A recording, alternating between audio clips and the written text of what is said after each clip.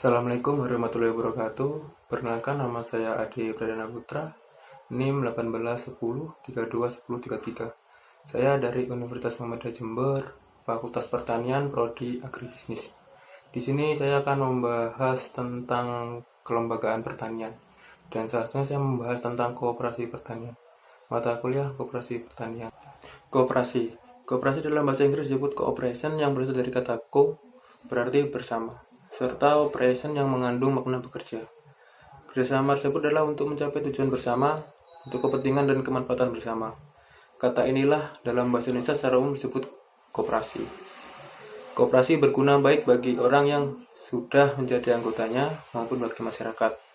Sesuatu yang berguna bagi manusia akan memperoleh perhatian dari manusia sendiri. Itu adalah sesuatu yang sudah jelas terdapat dari pengertian koperasi. Koperasi Pertanian Indonesia. Fungsi dan peran koperasi pertanian.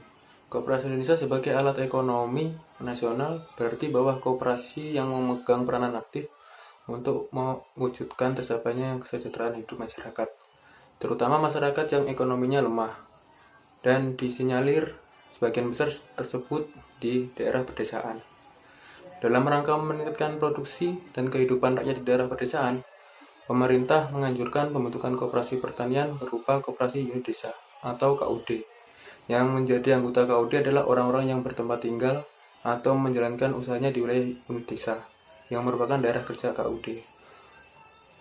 Koperasi pertanian misalnya dapat mengusahakan kebutuhan usaha tani antara lain: yang pertama, mengusahakan pembelian bibit, pupuk, obat pemberantas hama, alat pertanian, supaya produktivitas pertanian bertambah.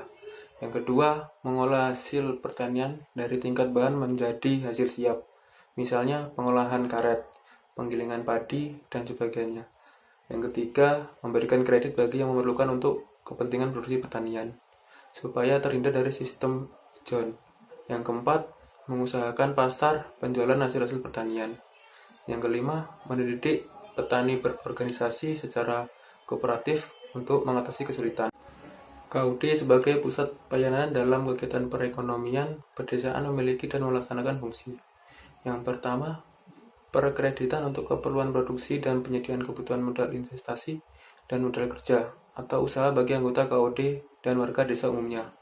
Yang kedua, penyediaan dan penyaluran sarana-sarana produksi seperti sarana sebelum dan sesudah panen, sarana untuk keperluan industri atau produk, dan penyediaan dan penyaluran barang-barang keperluan sehari-hari, khususnya dan bahan pokok dan jasa-jasa lainnya. Yang ketiga, pengolahan dan pemasaran hasil produksi atau industri dari para anggota KUD dan warga desa umumnya. Yang keempat, kegiatan perekonomian lainnya seperti perdagangan, pengangkutan, dan sebagainya. Yang terakhir, dalam melaksanakan tugasnya, KUD harus benar-benar mementingkan pemberian pelayanan kepada anggota dan masyarakat, dan menghindarkan kegiatan yang menyaingi anggota sendiri. Manfaat koperasi pertanian atau KUD. Sebagai urat nadi perekonomian, KUD atau koperasi pertanian dan koperasi pada umumnya selalu bertindak untuk melindungi mereka atau petani atau produsen yang ekonominya lemah yang menjadi anggota koperasi. Manfaat koperasi atau KUD. Yang pertama, pemasaran hasil produksi para anggota dengan harga jual yang lebih tinggi atau lebih stabil. Yang kedua, penyedia input untuk para anggota dengan harga beli yang lebih rendah dan atau lebih stabil. Yang ketiga, pengadaan kebutuhan konsumsi dengan harga yang lebih murah dan stabil.